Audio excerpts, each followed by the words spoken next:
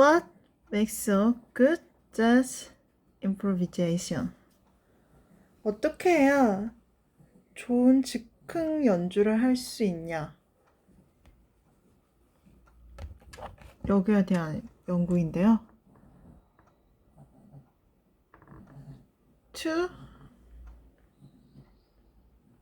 to라고 하면 통상적으로 D 코드겠죠? D, G,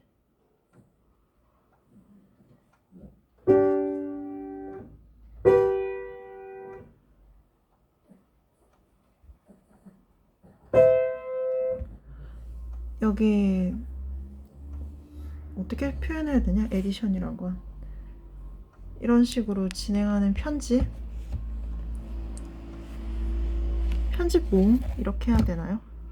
코드 편집 모음 코드를 통해서 하는 재즈 즉흥 기술 이렇게 설명하면 될 것 같아요. 핸드폰을 바꿨어요 오늘.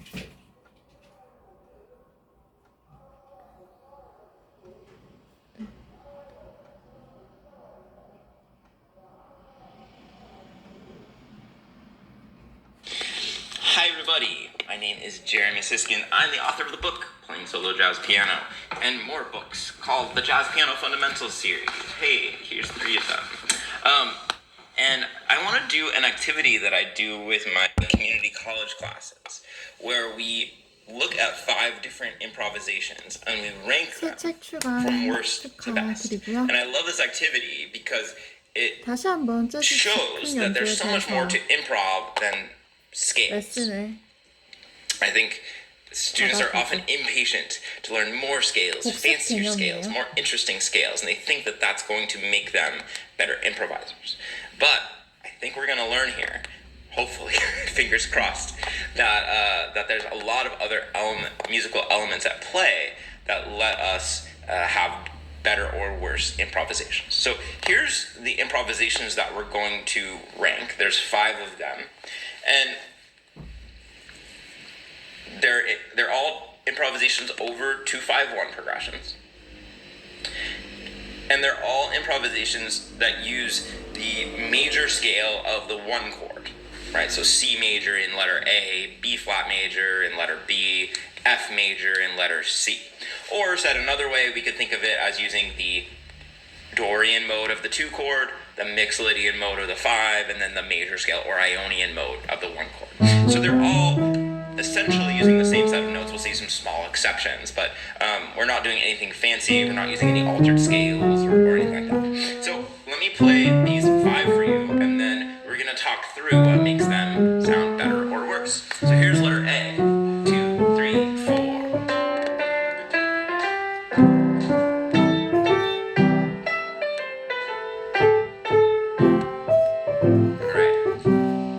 Now into the key B flat in our ears, and here's letter B. 1, 2, 3, 4.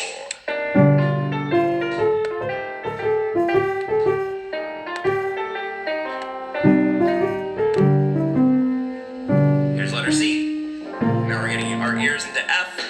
1, 2, 3, 4.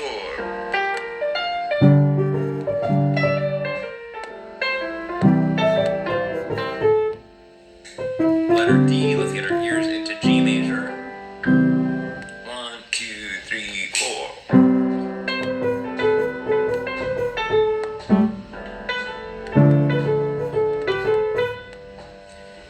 And then letter E, we'll get our ears into E flat major.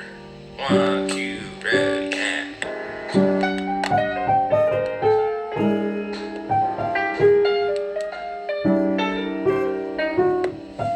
Alright, so everybody think about it, cast your ballots. What is your order from worst, we'll call worst number 5, we'll call best number 1. Should I play Jeopardy? Let's play a stride version of Jeopardy while you're thinking. I haven't rehearsed this.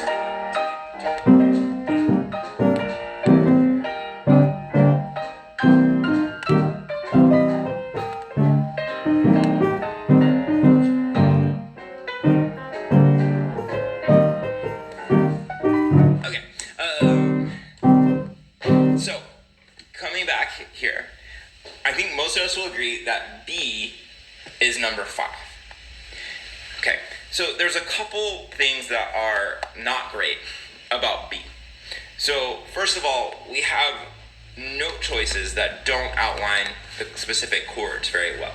In particular, we have this moment where it looks like we're outlining an arpeggio of a chord for the C minor 7, but it's not really quite hitting the notes of the C minor 7. We're kind of outlining a D minor 7 or the 3rd, 5th, 7th, and 9th of a B flat major 7. So they're not quote unquote wrong notes, but they're not outlining the chords very well.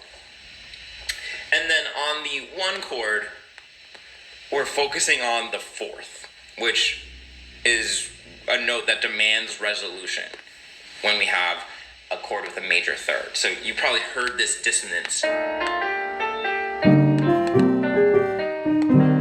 Ugh, disgusting. I hate it. And then furthermore, we have this rhythmic problem. Right? The rhythmic problem is that there's no syncopation.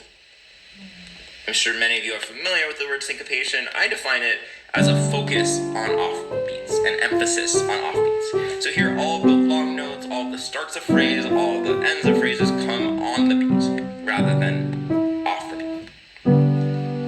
All right, so letter B is our last place finisher. And for me, letter A is our second to last place finisher. Let me play letter A for you one more time.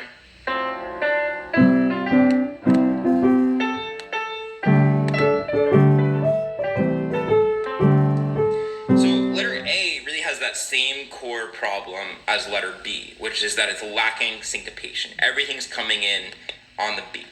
It also has these really scalar passages. It does leap around a little bit, but it has these just long places where it's just going up and down the scale, which just isn't really that interesting. But compared to letter B, it is somewhat describing the chords well. Some emphasis on somewhat. Particularly, we have this nice leap from G to E, which, the 5th to the 3rd of the major chord. And, we land on the 5th and we land on the root of the major chord here. So, we have some elements that are at least defining the chords. So I think letter A comes in second to last. It just misses meddling, sadly. All right. That leaves us with 3. And to me, my third favorite, the bronze medal winner, is letter D. Let me play letter D one more time.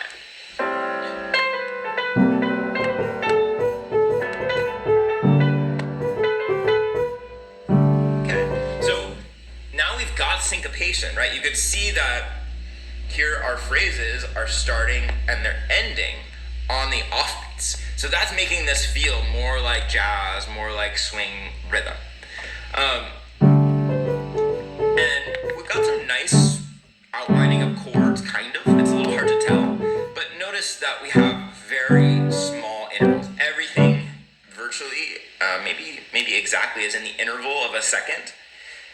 And the span, the range between the highest note and the lowest note, is only a 4th. It's going to be really hard to be expressive sounding, to be interesting sounding, to capture an audience using only a span of a 4th, right? It's like people who talk and their voice is really monotone and they just kind of stay in the same pitch, versus somebody who's really expressive is going to engage you much more, right?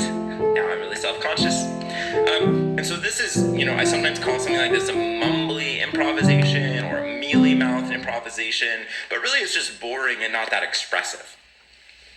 And I mentioned that I think it kind of has good chord tones, like it starts and ends a bunch of phrases on the 3rd of G major. But really what defines chord tones more than anything is leaps. And without any leaps in here, it's hard to feel a strong correlation between the chords and the melody, the solo. All right, we're to our final 2. And I would give C number 2.